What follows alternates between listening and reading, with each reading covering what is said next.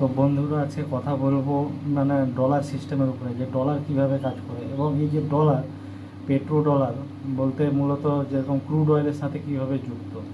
তো আমি একটা বিষয় আজকে দেখছি যে চার্ট অনেক দিন ধরে খোলা আছে, মানে যেটা হলো এই যে তেলের দাম, ক্রুড অয়েল যখনই বাড়ছে ডলার বাড়ছে, তো বাকি আদার্স জিনিস কমছে।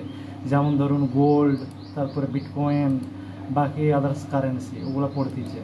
কারণ মানে আমেরিকার প্ল্যান যে যদি আমরা ডলারটাকে বাঁচাতে হয় তাহলে আমাদেরকে অয়েলটা কন্ট্রোল করতে হবে। বর্তমানে অয়েল সিস্টেমের উপরে মডার্ন ইকোনমি চলছে। যদি বলি আমি যেরকম ক্রুড অয়েল লাস্ট ডিসেম্বর মানে 2025-এর দিকে সব থেকে শেষে ছিল, মানে $54.93 ছিল পার ব্যারেল ক্রুড অয়েল। তো সেখান থেকে বেড়ে 95-তে ট্রেড করছে, প্লাস লাস্ট ওয়ারের কারণে 118 119 অবধি ডলার গিয়েছিল আর কি ক্রুড অয়েল। তো এবার যদি আমি ডলারের চার্টটা দেখি, তো ডলার সব থেকে লোয়েস্ট মেরেছে 95.539 অবধি, সেটা ছিল 28শে জানুয়ারি 2026 এর সব থেকে লোয়েস্ট। এবং তেলের যে লোয়েস্টটা ছিল সেটা ছিল ডিসেম্বর 2025, মানে যখন মানে ক্রুড অয়েল দাম বাড়া শুরু করলো তখন আপনি দেখবেন যে ডলারও বাড়া শুরু করছে। যদি আবার ক্রুড অয়েলের দাম পড়ে তাহলে ডলার পড়বে।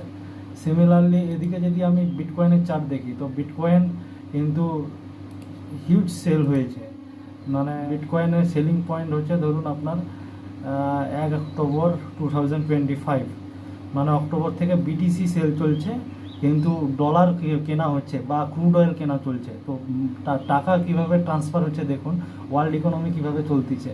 তো আমি যদি ধরি যে বিটকয়েন সব থেকে হাইয়েস্ট মেরেছে $1,26,219 অবধি, তো সেখান থেকে যদি ফল করে প্রায় অলমোস্ট 52% ফল করেছে বিটিসি, মানে এখন লাস্ট ট্রেড করছে 70,000। যদি আমি বর্তমান ফলিং যে ধরি তাহলে 44%, 44.34% ফল করেছে বিটকয়েন আর কি। তো যদি আমি ক্রুড অয়েলের কথা ধরি, তো ক্রুড অয়েল এখন কত পার্সেন্ট হাই গেছে, তো আপনি দেখলে জাস্ট অবাক হয়ে যাবেন। 54.93 থেকে 118%, 118% লাস্ট মানে 2 মাসের মধ্যে গেছে। যদি আমি এই চার থেকে ধরি এখান থেকে, তাহলে 118% আপনার শুধুমাত্র জানুয়ারি, ফেব্রুয়ারি, মার্চ 3 মাসে, বা বলতে পারেন যে হ্যাঁ ডিসেম্বর 15 তারিখের পর থেকে আপনার মার্চের অবধি তো 118% বেড়েছে। এবং যদি আমি রিসেন্ট ট্রেডের কথা ধরি, তো 72% এখন অবধি বেড়েছে এবং চলতিছে $94 পার ব্যারেলে চলতিছে এখন ক্রুড অয়েল। তো আপনি দেখুন সব থেকে ক্রুড অয়েল যেখানে হাই মেরেছিল সেটা হচ্ছে আপনার সব থেকে হাই মেরেছিল 2008 সালে, মানে $146 পার ব্যারেল। তখন ওয়ার্ল্ড ক্র্যাশ হয়ে গেছিলো, মানে বাকি ইকোনমি ক্র্যাশ হচ্ছে কিন্তু তেলের দাম বাড়তিছে। 2008 সালে আপনার মানে ক্রুড অয়েল সব থেকে হাইয়েস্ট রেটে ছিল $147.72 পার ব্যারেল। তো এখন অবধি সে দামটা এখনও বাড়েনি। তো আমি যদি দেখি গোল্ডের চার্টটা ধরি, তাহলে গোল্ড রিসেন্ট মাসে ফল করেছে প্রায় 13% মতন ফল করেছে, 13% মতন এই মাসেই ফল করেছে। আর ক্রুড অয়েল শুধুমাত্র এই মাসে 36% মতন বেড়েছে। এবং যদি তার টোটাল হাই অবধি ধরি তাহলে 72% অবধি বেড়েছিল। কিন্তু রিসেন্ট যদি আমি এর দাম ধরি 95.03 অবধি, তাহলে 36% বেড়েছে। এবং গোল্ড 18% ফল করেছে। এবং বিটিসি যদি আমি রিসেন্ট মাসের কথা ধরি, বিটিসি রিসেন্ট মাসে তাহলে আপনার তেমন খুব একটা ফল করেনি, কিন্তু মার্কেট প্রায় চপি টাইপের চলছে রিসেন্ট মাসে।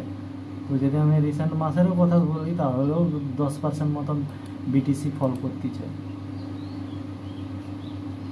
তো এর থেকে আপনি কি বোঝা যায়? তো আমি এই জিনিসটা বোঝাতে চাইছি যে ডলারকে ধরে রাখতে হয় তাহলে আমাকে ক্রুড অয়েলকে ধরে রাখতে হবে। তো ক্রুড অয়েলকে দাম বাড়ার জন্য তো ডলারও দাম বাড়তিছে, এবং বাকি সব মানে গোল্ড বলুন বা সিলভার বলুন বা আপনার বিটকয়েন বলুন এবং বাকি কারেন্সি, ওদেরও দাম ফল করতেছে। তো এটা আমেরিকার আরেকটা হয়তো প্ল্যান হতে পারে যে আমি যদি স্টেট অফ হরমুজকে বন্ধ করে আমি নিজের তেলটাকে যদি বিক্রি করাতে পারি তাহলে আমার ডলার সিস্টেমটাও স্ট্রং থাকবে। তো আগে আগে দেখা যাক কী হয়। যদি এইভাবে চলতে থাকে তাহলে ডলার হয়তো আবার মজবুত হবে এবং বাকি কারেন্সি ফল করবে। তো দেখার বিষয় এখন কি হয়। এই ওয়ার তো অ্যাকচুয়ালি চলতেই আছে। আমেরিকা বলেছিল আমরা 1 সপ্তাহের মধ্যে ইরানকে তেল আমরা কবজা করে নেব এবং ইরানকে আমরা নতুন সুপ্রিম লিডার করব, যেটা আমেরিকা বেস হবে। কিন্তু অ্যাকচুয়ালি ইরান তো 5,000 পুরনো সিভিলাইজেশন, তো ওরা অত সহজে তো হার মানবে না। তো এরা এই সব দীর্ঘ 20 বছর ধরে প্রিপেয়ার আছে এই রকম যুদ্ধ করার জন্য। তো দেখার বিষয় এবং এই যুদ্ধের শেষ পরিণতি কী হয় এবং মার্কেটের অবস্থাও কী হয়।